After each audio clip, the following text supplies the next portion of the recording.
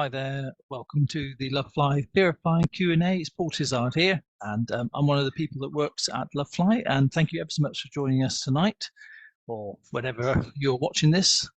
So, we've got a whole bunch of questions today, which is fantastic. If you excuse, there may be some weird background noises, as I am actually in a coffee shop in central London at the moment. Just didn't want to miss the 5 o'clock as promised, UK time. But unfortunately, it does mean that there will be some weird noises in the background, and well, who knows? But here we go. So, before we get into the questions itself, I just want to say thank you very much for all the new joiners. Thank you for joining us. I'm just amazed. We are just blown away how many people are coming through now. It's just been phenomenal, and we just see every week now. We just more and more people coming through. We see why people come in and the reasons they found us. So a lot of people, it's been recommended by others. So thank you for all those, and we really hope that you get what you need from this supportive community. There's lots of free stuff here that you can get. So, for example, you can go into the guide section of the Facebook group, of the Lovefly Facebook group, and you can see that there's all the different files you can download. There's the media, and there's in there, you've got different guides. You've got inspiring ones. You've got these Facebook lives, the Q&As, they go in there. They're recorded every week. They get stored in there for as long as possible as Facebook will allow us. But we also store it, some of them that are relevant and generic enough, we also save on our YouTube channel. So other places that you can find out about stuff that we do. So our Instagram is at Lovefly Help. So if you want to follow us on that, the YouTube account is Lovefly Team. That's Lovefly Team. Our website is lovefly.co.uk. That's lovefly.co.uk. And then obviously you've got the podcast, which is also called Lovefly, which you can get on all the normal places like Spotify, Amazon, Google, etc., etc. So all of that stuff is free. We also have some paid resources for those who like a bit of extra help. So one of our popular things at the moment is the 30-day program, which has been going for a little while now, probably 18 months. There's always a regular group of people going through, just like you, who are steadily working away at beating their fears and chipping away at it, which we think is really, really important. And also we have a couple of other options on our courses page of our lovefly.co.uk. That's the courses page on lovefly.co.uk. We have a downloadable webinar, which is one of our live webinars from a little while ago, which has got Captain Steve on it, and Sarah Fowler, and Pete Higgins, and Susan Munjum, and John Bond, and a few other people all on that webinar. So you can see that. And the other thing that we've got, which is been really, really surprisingly popular, surprise for me, because I was thinking, how will it go? We've got our first face-to-face course, which for a while, and we've run one in Manchester, and it's nearly full. There's only 2 places left on it, which is fantastic. So we had to run our first face-to-face for a while. As you know, some of you know, I ran Virgin's Flying Without Fear program with a few of the people that are in this Lovefly group as well, and did that from 97 through till 2018. And that was just a 1-day course with a flight at the end of it. And what we've tried to do with Lovefly is just to expand that offering and offer much more of a community. And most of it happened by luck or bad luck, whichever way you want to look at it, because when we started, it was just literally before the pandemic, and funnily enough, nobody was flying then. Well, not many people were flying, and so some of the things that have evolved have actually become very, very popular, like building communities that we have done, because we didn't have any choice but to be creative, and so we were able to still help people despite the fact that we weren't able to really run any courses. But now we're back. And so Manchester is the first face-to-face, but there will be more to follow. This week's podcast, all being well, will be the Red Eye podcast. So this is a new podcast that's been released on tomorrow, I think it is, and we're going to interview them tonight. And hopefully, all being well, that will be out Wednesday morning, normal time, on all the normal places. It gets released in the UK at 7 o'clock in the morning. But this is a couple of, so one's serving cabin crew and one's ex-cabin crew, and they literally tell these stories which from their time as flying and they are just brilliant. They've just got a whole collection of stories which they narrate, and it's just some of them are really funny, and others just kind of a bit of a tearjerker, but just lots of great stories from their time of being cabin crew and all the things that happen when serving the public. So more about that on the podcast on Wednesday. So to the questions. So John, you've asked, I'd like to know if suitcases and other cargo that goes in the hold are scanned beforehand. Straight answer, yes.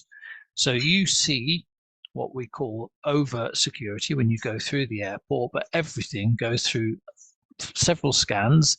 There's lots of equipment which we don't even know half about. And David Gott always used to say this, when he talks on the Flying Without Fear programs before, that there's so much that goes on that you don't see.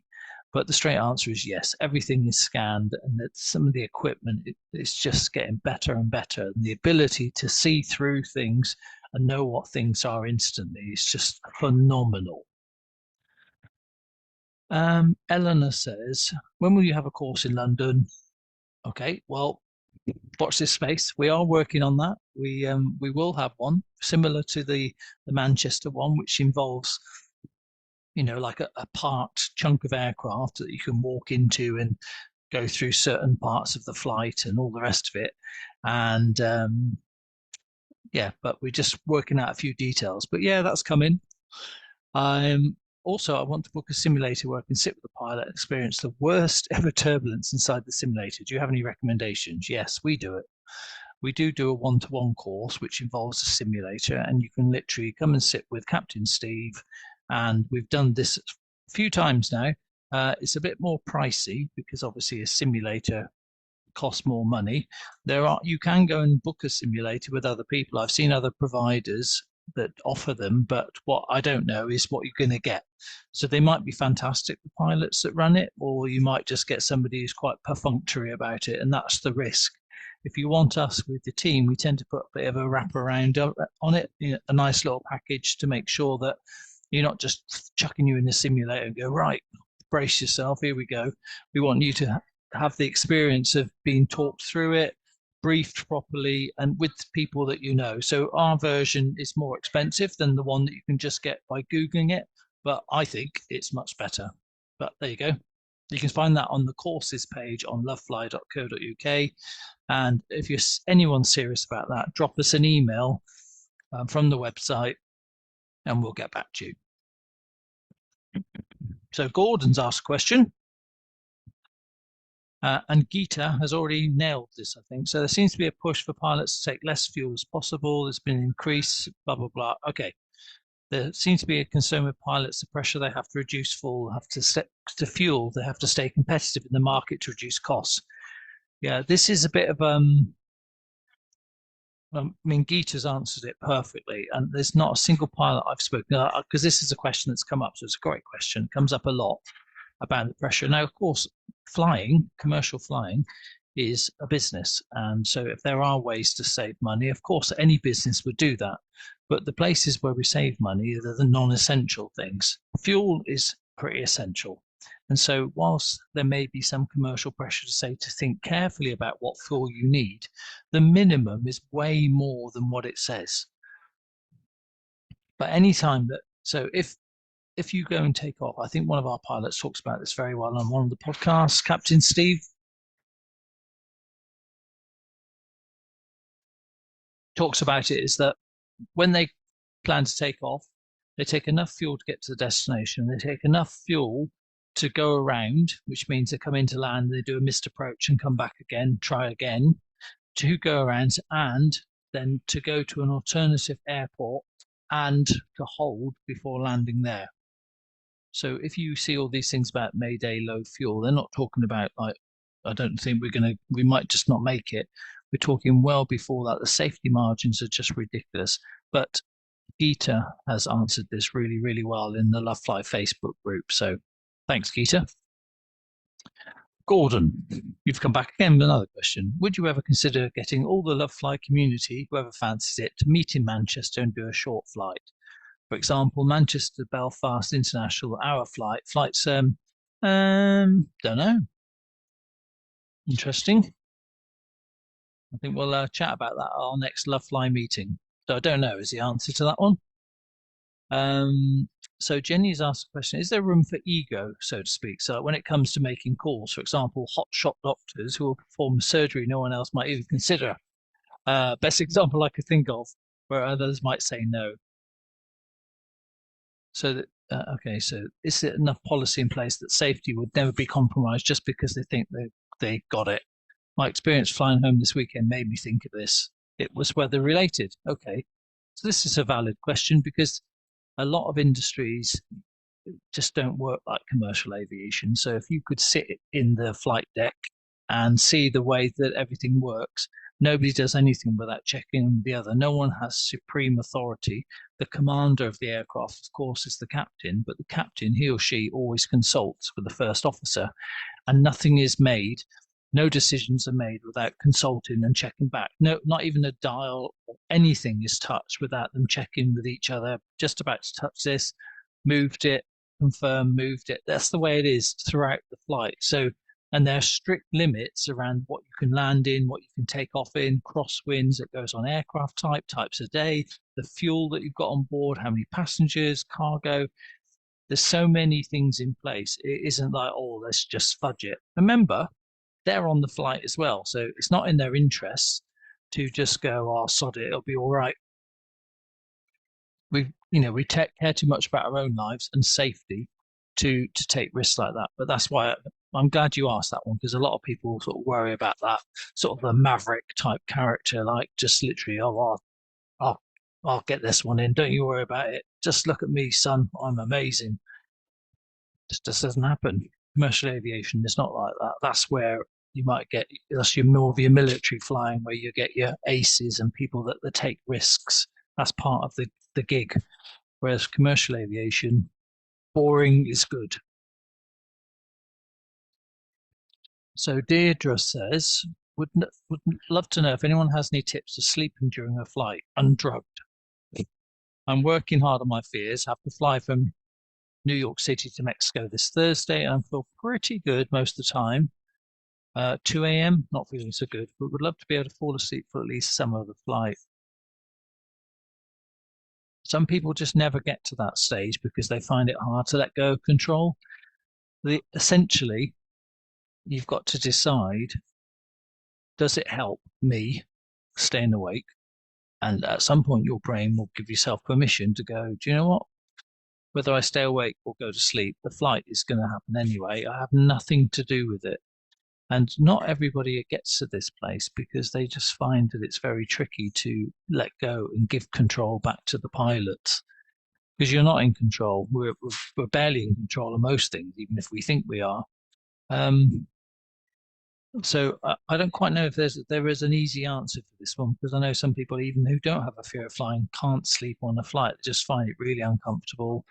It's just being stuck in one place all that time in a weird seat and all that sort of stuff. So I do. I'm asleep before we've even left the runway, but that's just because I'm one of those annoying people that can do that. I love it. But the trouble is, I wake up having snored and dribbled all over myself, which is not so pleasant for the other passengers. But there you go, and probably gives them a fear of flying as well. But I think it's possible. I think there's no reason you don't need to get drunk or drugged. I think it's possible to, if you just learn to relax yourself and work on, like telling yourself it's a safe place and work on your breathing and all these things. And in time, eventually, why not? If other people can do it, why can't you? It might just be a case of it's going to take one of those things that might be one of the last vestiges of the fear that needs a little bit of experimenting, even if you just close your eyes and listen to a relaxation channel like a lot of airlines have. I mean, Virgin have one on board. It's not us, unfortunately. And a lot of the big airlines do have those on board, or you can take your own download, spot something on Spotify and listen to that. And if you practice it on the ground and you're able to do it on the ground, there's no reason why you can't do it in the air, but it's got to be something that you've practiced. I think that's all the questions that we've got. I'm just going to have a quick look, see if anything else has come up. Okay, so just want to say I can see here there's a few people have reacted. Hello. Oh, that's 5 people watching at the moment. So Anneli, Laura, and Stephanie, thank you for watching. I can see a question's come in here. Right. So Stephanie says, I experienced a turbulent flight from Birmingham to Belfast in 2022 in a Flybe prop plane, and I almost passed out from the fear. I'm scared of the flight, but also being scared. Any tips? Well, so the fact that it was a prop plane is irrelevant because they're still jet. You're still on a commercial jet. We might tell ourselves certain things about that. They do move through the air slightly differently to other types of aircraft. The larger the aircraft, the less it kind of moves about. Our perception of dropping is not actual the reality. So sometimes we feel like it's like a major like fall, and that hasn't. If you're moving along, if you're rocketing along at a certain speed, it's very hard to suddenly drop, as they say. Even though it feels like it, you could change altitude quickly over a distance, but you're still rocketing along at as a minimum 150 miles an hour. And if you're up there, way up there, you might be doing 400 or 500 miles an hour. So what you perceive to be a drop isn't necessarily what's actually happening. And one of the things I'll say is that this is just something you'll just have to, it's a lived experience that eventually you'll be able to let go of. So if you imagine you've had this experience and now you're slightly on edge, bracing yourself for it, thinking, oh, when's the next one going to come? Is this going to be the big one? You have to sort of like, let's go back to basics. So as long as you're strapped in and you're in a commercial aircraft, no turbulence is going to harm you. You might not be comfortable, you might not like it, but you're not in any danger. And so this is the basics. So the core belief to help you is to think, I'm safe, regardless of how I feel and what my stomach's doing. Now, if you've had an experience where you've been shook up by it, then your body has learned how to be scared. And so you're now going to be slightly more alert to it. And the trouble is, the more alert you are to it, the more tense you are, the more you will feel it. So if you want to practice this, next time you drive in a car, or you're even better if you're driven in a car, close your eyes and ask whoever it is that's driving, obviously keep their eyes open, to just go bombing along, go down some bumps and all the rest of it, and just tense yourself the whole time during the journey, and you will feel every single tiny bump along the way. And any time whether you have a dip or a road bump, you'll really, really notice it. So that's what happens in the air. So my main tip is to practice your breathing and to learn to flop.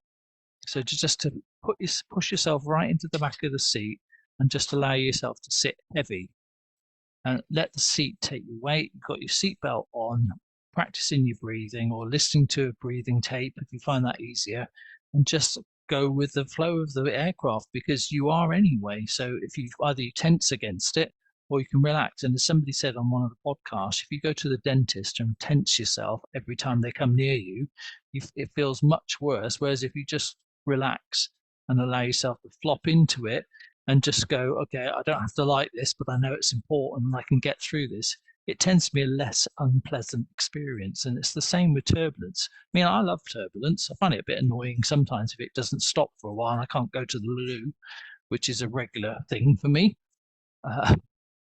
If anyone knows me, I know that's true. Oh, there he goes again. But the point is, it's just movement of air. It's no big deal. It just happens. It's part of life. In fact, some people like it because it's proof of the power of air. Because this very air that's wobbling you a bit is keeping the aircraft up there. So it's like it's got you in its grip.